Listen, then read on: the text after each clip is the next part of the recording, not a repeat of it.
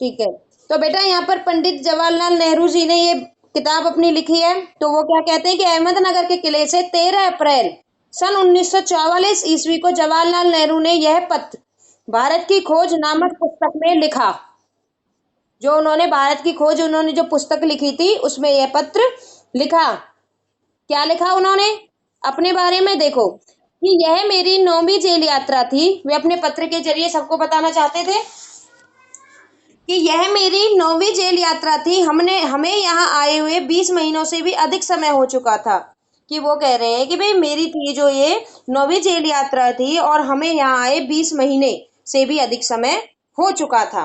जब हम यहाँ पहुंचे तो अंधियारे आकाश में, कि भाई जब हम यहाँ पहुंचे तो अंधेरा हो रहा था आकाश में और झिलमिलाते तारे थे जो वे दूज के चांद ने हमारा स्वागत किया। कि जब हम यहाँ पर आए थे तो उस समय आकाश में अंधेरा छाया हुआ था, तारे झिलमिला रहे थे और उस दिन दिवस थी और उस दिन चांद ने हमारा स्वागत किया। शुक्ल पक्ष शुरू हो चुका था। शुक्ल पक्ष होता है हमारा जो मावस के बाद शुरू होता है, उसको हम शुक्ल पक्ष कहते हैं। तब से हर बार जब नया चांद उगता तो जैसे मुझे याद दिला जाता कि मेरे कारावास का 1 महीना बीत चुका है। ठीक है बेटा, कि भाई जब भी नया चांद उगता यानी कि मावस से दूसरे दिन जब भी चांद निकलता तो वह समझ जाता कि भाई हाँ अब हमें यहाँ पर आए हुए 1 महीना हो गया है। चांद मेरे बंदी जीवन का स्थायी सहचर रहा। कि जो चांद था, मैं जब जेल में बंद रहा तो वह मेरे साथ ही मेरा एक मित्र बनकर रहा। वह मुझे इस बात की याद दिलाता कि अंधेरे के बाद उजाला होता है, कि हर मावस के बाद एक पूर्णिमा आती है जो हमारे अंधेरे को हटाकर हमें उजियारे की ओर ले जाती है। बेटा समझ में आया इतना? ओके बेटा। दूसरी जेलों की तरह यहाँ अहमदनगर के किले में भी मैंने बागबानी शुरू कर दी। कि भाई जैसे मैं दूसरी जेलों में करता था तो मैंने यहाँ पर भी आके अपनी बागवानी शुरू कर दी।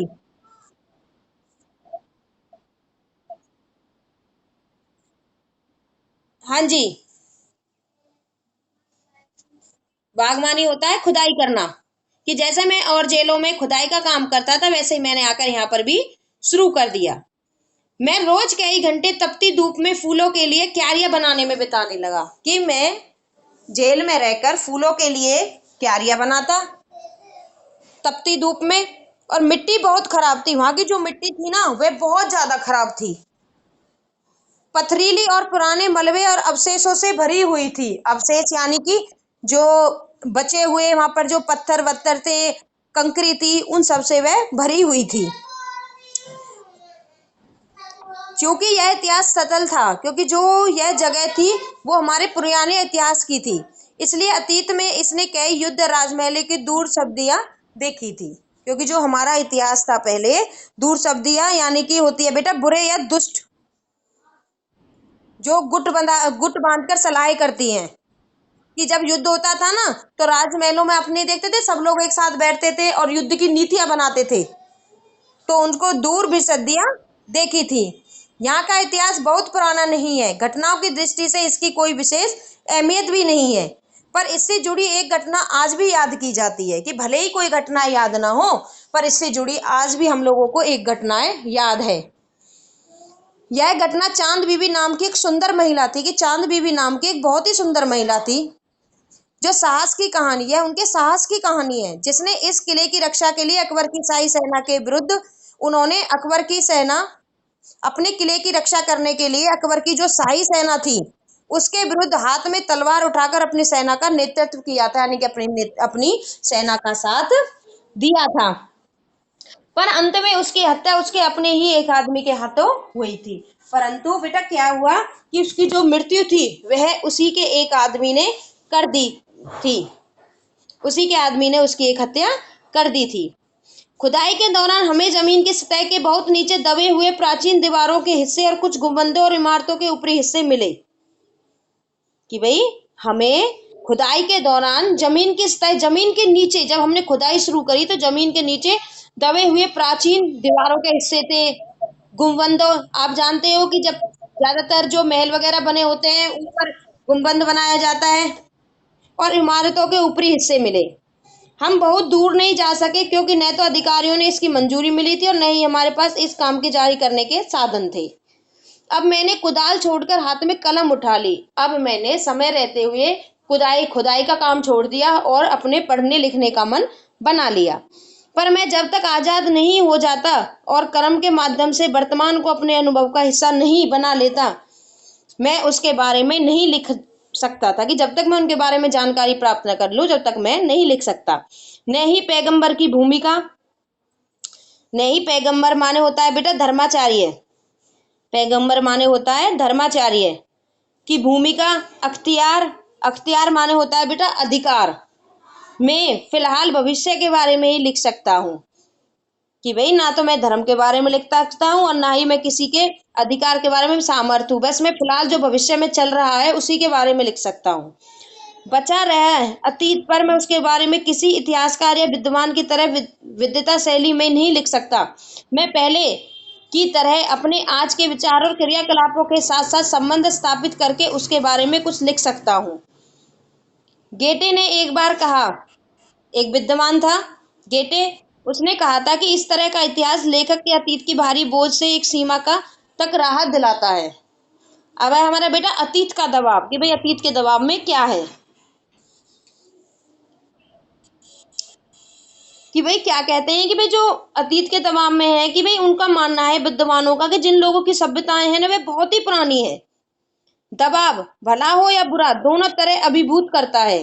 कभी कभी यह दबाव दमघोट होता है, कि जो यह दबाव होता है कभी कभी ये दमघोट होता है, खास तौर पर उन लोगों के लिए जिनकी जड़ें बहुत पुरानी सभ्यता में होती है, मसलन भारत और चीन की सभ्यताएं। जो कहते हैं कि भाई ज्यादातर तो वही लोग होते हैं जिनकी सभ्यताएं बहुत पुरानी होती है और दोनों का प्रभाव अच्छा हो बुरा हो उनके अभिभूत पर पड़ता है। आखिर मेरी विरासत क्या है, मैं किन बातों का उत्तराधिकारी हूँ? क्या उन सब का जिसे मानवता ने दसियों हजारों साल के दौरान हासिल किया था? बेटा समझ में आ रहा है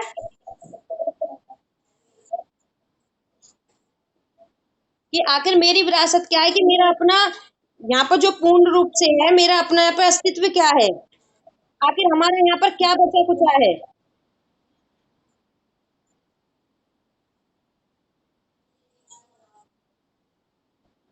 मैं किन बातों का उत्तराधिकारी हूँ? क्या उन सब जिसे मानवता ने दसियों हजार साल के दौरान हासिल किया था, उसकी विजयों के उल्लास का, उसकी पराजयों के दुखद यंत्रणा का, मानव के उन हैरतगंज, हैरतगंज माने होता है बेटा हैरान करने वाले साहसिक कार्यों का जिनकी शुरुआत युगों पहले हुई थी, कि भाई मैं उनकी पराजयों के दुखों की यंत्रणा करूं या मानव के उन हैरान करने वाले साहसिक कार्यों का जिनकी शुरुआत पहले युग से ही हो चुकी थी और जो अब भी जारी है और हमें आकर्षित करती है, मैं इन सब का वारिस हूँ। साथ ही उसका सब भी जिसने पूरी मानव जाति की साझेदारी है। हम भारतवासियों की विरासत में एक खास बात है कि जो अनोखी नहीं है, अनोखी माने जो विचित्र नहीं है, क्योंकि कोई व्यक्ति औरों से एकदम अलग नहीं होता। औरों से अलबत्ता, अलबत्ता माने होता है बेटा निसंदेह एक बात हम लोगों पर विशेष रूप से लागू होती है, कि निसंदेह एक बात हम लोगों पर विशेष रूप से लागू होती है कि जो हमारे रक्त मांस और अस्थियों में समाई है, इसी विशेषता से हमारा वर्तमान रूप बनेगा और हमारा भावी रूप संभरेगा। कि जो भारत हमारे बिल्कुल खून में हमारी मांसपेशियों में रमा हुआ है उसके कारण ही हमारा वर्तमान रूप बनेगा और हमारा भावी रूप संभरेगा। इस विशिष्ट विरासत का विचार और वर्तमान पर इसे लागू करने की बात एक लंबे अरसे से मेरे मन में घर की गई, कि जो ये विरासत का विचार है वर्तमान में इसे जो लागू करने की बात है वह लंबे समय से मेरे मन में बहुत बैठी हुई है। मैं इसी के बारे में लिखना चाहता हूँ कि विरासत क्या है, वह क्यों लागू की जा रही है, मैं इसके बारे में ही लिखना चाहता हूँ। विषय की कठिनाई और जटिलता मुझे भयभीत करती है। मुझे लगता है कि सतही तौर पर इसका स्पर्श ही कर सकता हूँ। कि भाई वो कहना चाहते हैं कि मैं भारतवासियों की विरासत में एक विशेष बात देखते हैं और इसी के संबंध में हम लिखना चाहते हैं अपने भारतवासियों के बारे में। बेटा आया समझ में?